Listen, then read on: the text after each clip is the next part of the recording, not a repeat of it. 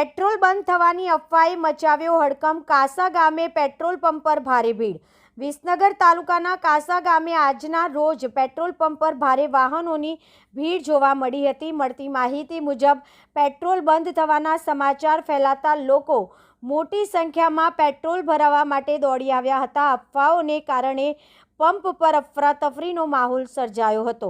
સ્થળ પર car, bike અને અન્ય વાહનોની લાંબી કતારો લાગી ગઈ હતી, જેના કારણે ટ્રાફિકની સમસ્યા પણ ઊભી થઈ હતી। સ્થાનિક લોકોએ શક્ય તેટલું વધુ પેટ્રોલ અને ડીઝલ ભરાવી લેતા ઉતાવળ દર્શાવી।